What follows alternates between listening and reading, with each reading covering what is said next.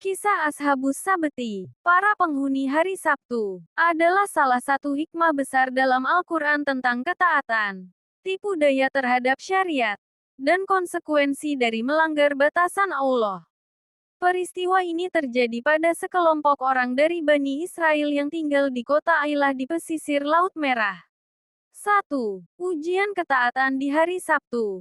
Allah Subhanahu wa Ta'ala menetapkan hari Sabtu sebagai hari ibadah khusus bagi Bani Israel, di mana mereka dilarang bekerja, termasuk menangkap ikan.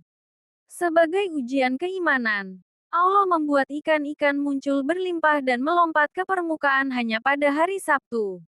Sedangkan di hari-hari lain, ikan-ikan tersebut bersembunyi. Kisah ini Allah abadikan di dalam Al-Quran Surat Al-A'raf ayat 163 yang artinya, "Dan tanyakanlah kepada Bani Israel tentang negeri yang terletak di dekat laut ketika mereka melanggar aturan pada hari Sabtu. Di waktu datang kepada mereka ikan-ikan, yang berada di sekitar mereka terapung-apung di permukaan air.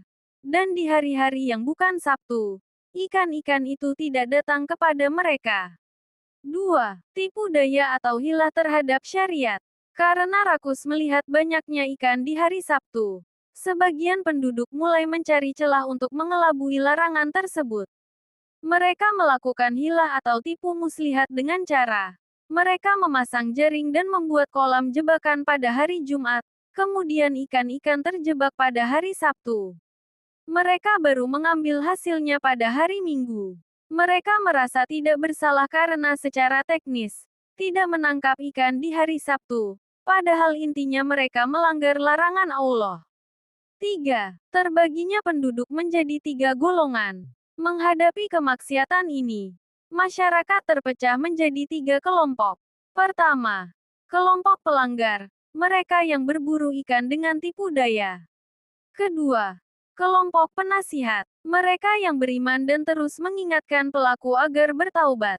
Ketiga, kelompok pasif, yaitu mereka yang tidak ikut berbuat dosa, tapi juga diam saja dan malah menegur kelompok penasihat dengan berkata, "Mengapa kamu menasihati kaum yang akan Allah binasakan?"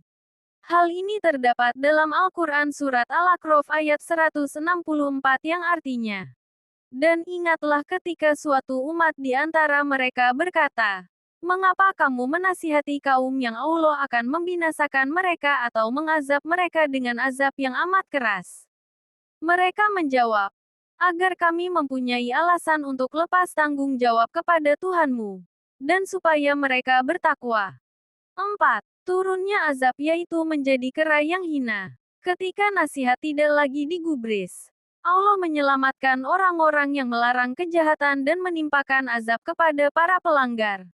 Wajah dan tubuh mereka diubah menjadi kera. Allah berfirman di dalam surat Al-Baqarah ayat 65-66, yang artinya, "Dan sesungguhnya telah kamu ketahui orang-orang yang melanggar di antaramu pada hari Sabtu.